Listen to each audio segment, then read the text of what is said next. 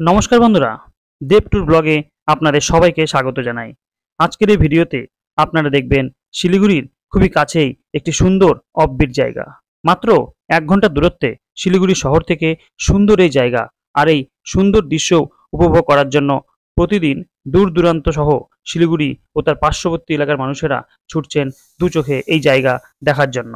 শুধু দেখার জন্যই নয়, এই জায়গাটি রীতিমতো সেলফি জোনে পরিণত হয়েছে। চলুন তবে এবার জেনে নিই এই জায়গাটির নাম কি।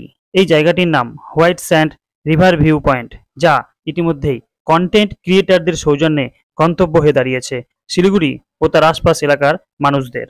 পাহাড় এবং নদীর সাথে একা হয়ে যারা নিরিবিলিতে খানিকটা সময় প্রকৃতির মাঝে কাটাতে চান বর্ষা আসার আগেই, তারা অবশ্যই একবার এই নতুন জায়গাটা ঘুরে দেখতে পারেন। চলুন এবার বলি এই জায়গায় আপনারা কি করে পৌঁছাবেন।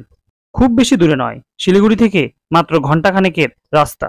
শহর শিলিগুড়ি থেকে দূরত্ব অ্যাপ্রক্স 26 কিলোমিটার। শিলিগুড়ির সেবক রোড ধরে মহানন্দা অভয়ারণ্যের মধ্য দিয়ে পৌঁছে যান সেবক। সেবকের কালী মন্দিরকে পিছনে ফেলে হাতের ডান দিকের করোনেশন ব্রিজকে ছেড়ে যে রাস্তাটি কালীঝরার দিকে গেছে, সেই রাস্তা ধরে কিছুটা এগোলেই দেখতে পাবেন হাতের বাঁদিকে একটি রাস্তা উঠে গেছে নতুন সেবক রংপো লাইনের, এবং হাতের ডান দিকেই দুটো বড় বড় সেগুন গাছ। আর এই সেগুন গাছের পাশ দিয়েই হাঁটা রাস্তাতেই নেমে গেছে তিস্তার বালুচরে, সেটাই white sand river view point. Siliguri শহর বা তার আশপাশের লোকজনেরা খুব সহজেই এই জায়গায় পৌঁছে যেতে পারবেন। যাদের নিজস্ব গাড়ি বাইক নেই, তারা শেয়ার গাড়িতে প্রথমে পৌঁছান সেবক, এবং সেবক থেকে 2 কিলোমিটার ট্রেকিং করে পৌঁছে যান এই হোয়াইট স্যান্ড রিভার ভিউ পয়েন্টে। যেসব ট্যুরিস্টরা গ্যাংটক বা কালিম্পং ট্যুরে আসছেন, তারা এনজেপি থেকে তাদের গন্তব্যে যাওয়ার পথে বা এনজেপি ফেরার পথেও এই জায়গায় দাঁড়িয়ে 1-2 ঘন্টা কাটিয়ে নিতে পারেন। আপনারা এখানে পৌঁছে দেখে নিন দুপাশে সবুজে ঢাকা পাহাড়, তার মাঝে বয়ে চলেছে স্রোতস্বিনী তিস্তার জল। পাহাড়ের সবুজের ছোঁয়ায় তিস্তার জলরাশিও এখানে সবুজ।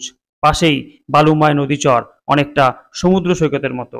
উত্তরবঙ্গের সমুদ্র সৈকতের ফিল পাওয়ার জন্য আপনাদেরকে আসতেই হবে এই জায়গায়। আপনারা চাইলে এখানে বড়শি দিয়ে মাছও ধরতে পারেন, তবে সেই ক্ষেত্রে বড়শি কিন্তু আপনাকেই নিয়ে যেতে হবে। তবে একটি কথা মনে রাখবেন, এখানে কিন্তু প্রশাসনের সাবধানবাণীও রয়েছে। বিকাল 5টার মধ্যে আপনাদের এই জায়গাটি ছেড়ে দিতে হবে। আশা করি এই ভিডিওটি দেখে আপনারা বুঝতে পেরেছেন জায়গাটিতে কিভাবে পৌঁছবেন। জায়গাটা সত্যি খুব সুন্দর। আপনারা বর্ষা আসার আগে একবার ভিজিট করে আসুন। আর ভিডিওটি ভালো লাগলে একটি লাইক করবেন, চ্যানেলটিকে সাবস্ক্রাইব করে রাখবেন, বন্ধুদের সাথে শেয়ার করবেন। ধন্যবাদ।